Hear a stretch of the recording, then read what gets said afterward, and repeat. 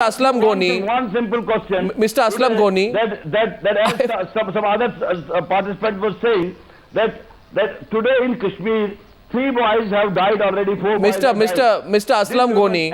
Mr. Aslam Ghani, let me tell you one thing. You are today clearly worried. I want to ask you.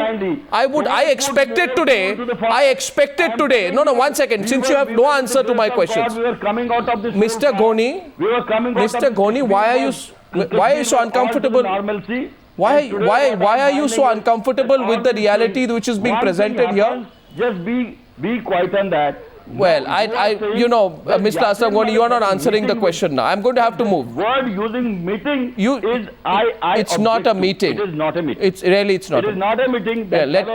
I'll tell you. Have you finished? Either of them. Have you finished? I don't carry any brief from. Have you finished, Mr. Aslam Ghani? That put the facts in a Mr. Ghani. In a straitjacket. Mr. Ghani, fact of the matter is this. I don't think the American state would have allowed an American citizen, would it, Maruf, to go across, meet Osama bin Laden, sit on a protest with Osama bin Laden in a foreign country, hear the abuse against your own country. Please 1 minute, sir. Don't get worked up. The facts are uncomfortable, but they must be addressed. We want to know what is Yasin Malik's position on 2611. If he holds an Indian passport, he must tell us what his position on 2611 is. Maruf, please. Maruf. On up. Please, sir. Yeah, Maruf. Sir, there was one of the guests in the program today who talked about the fact that we are very proud of our legal system. Compare our legal system with that of Pakistan's. They have not been able to punish one person involved in acts of terror. Why should I? Sir, let him complete, sir. Just let me speak, sir. Just let me speak.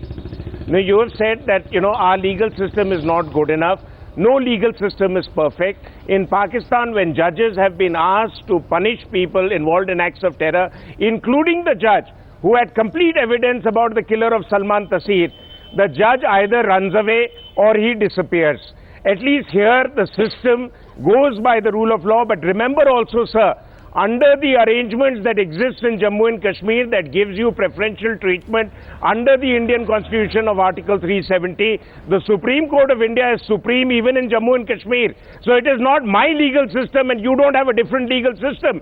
We all share the same legal system till Jammu and Kashmir becomes another state, if it ever does. Now the second point is that you people are constantly saying, what would Yasin Malik have done? Yasin Malik, the least he could have done if he supported the Indian point of view and didn't want to have any further interaction with Hafiz Saeed, he could have politely got up and asked himself to be excused and walked away. If he is sitting through it, that means in principle he is going along with Hafiz Saeed's diatribe against India. The third point, which again I would like to draw your attention to, that every time this whole issue is brought up, that Pakistan is not the person behind all the abuses that Kashmiris have suffered, but India is behind it. Sir, please look at it realistically. What are your choices? India, why isn't the other states of India complaining of ham-handedness on the part of Delhi? Why is only Jammu and Kashmir constantly complaining that India is unfair with Jammu and Kashmir?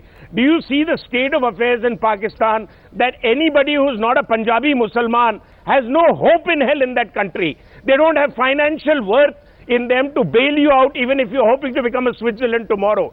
They don't have a legal system that can punish people who harm and kill innocents. I can give you a whole list of things that Pakistan needs to measure up to become a half-decent democratic state like India. And still people in Jammu and Kashmir keep turning around and saying, all your problems lie with New Delhi. Don't some of your problems lie with your leaders who have constantly misled you? Do you want me to give you a list of things?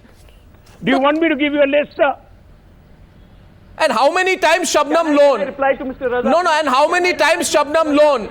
1 minute, my question is to and how many times, according to Amnesty International, which human rights activists like to bandy about a lot, 249 activists, teachers, journalists and lawyers disappeared in 1 year between 2010 and 2011 in Baluchistan in what is described, what the Pakistan government does, are kill and dump operations. No, don't make a face, Junaid Bhattu. The fact is, I haven't heard any Kashmiri separatist, pro-Pakistan separatist leader come and make a speech about what's happening in Balochistan? Would Yasin Malik dare to?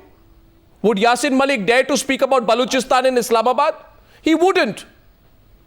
He wouldn't care because that's not his industry. About the fact, it's a question to you. Would you? That's not his industry. Since you are very great at Arnab, since you're very great at answering questions with questions, let me take your trait and tell me, will you dare to make it known on your channel that the entire state of Kashmir has been converted into a prison just because of your apprehensions, just because of the fact there that is absolutely there is absolutely no, you see, there is absolutely there is absolutely no need to. There is Mr.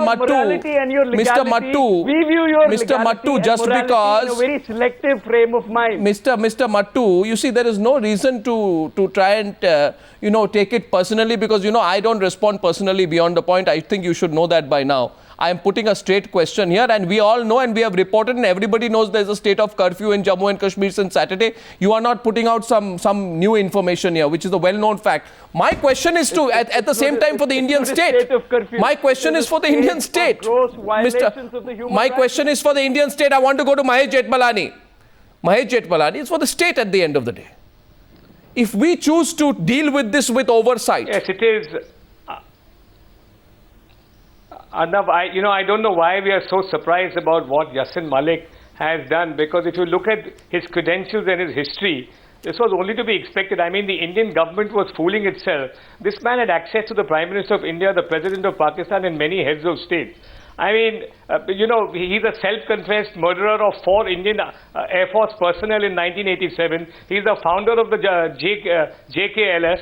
And one of the aims and objects of the JKLF is the independence of Jammu and Kashmir, whereas they say nothing about Pakistan-occupied Kashmir at all. Ultimately, this man was released from jail only on health grounds and on a deal made that any demands for Kashmir would be only on a bilateral basis with the government of India. Yeah. Thereafter, he had access to the Prime Minister of India, and I'm sure he's used as an interlocutor. The interlocutors whom this government appointed. Do we need such an interlocutor? In the wake of what happened in 2010. Sorry? Do we need such an interlocutor?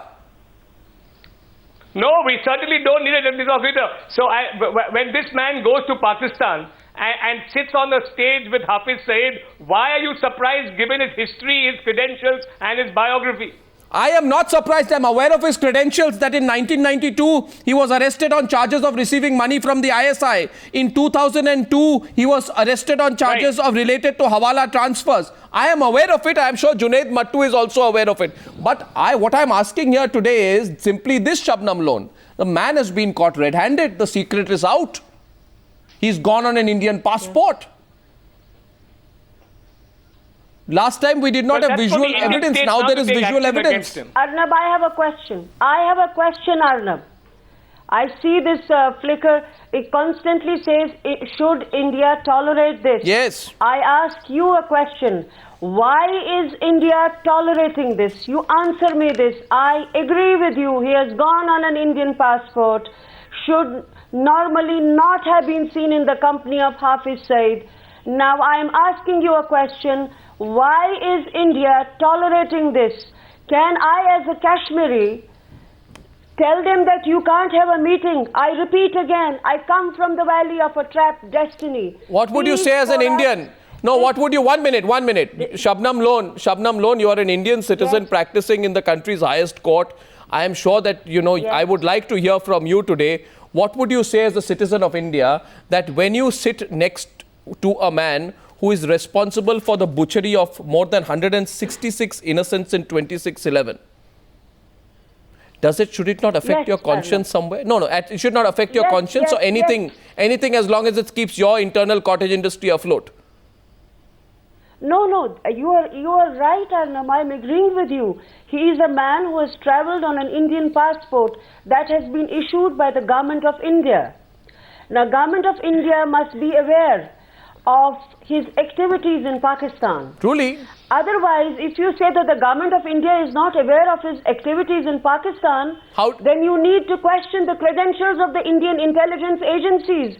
What are they doing? What are they paid for? And why is that after there is a scam in the country, that the country's highest courts have to tell the country's premier agencies, you go and inquire into the matter? Why is it that they are not aware about? You're broad-basing the point which is appropriate. I agree. Yeah. Hafiz Saeed and Yasin Malik having a meeting in Pakistan is very dicey. I agree. But it is the government of India which has to respond. Now, did you hear the response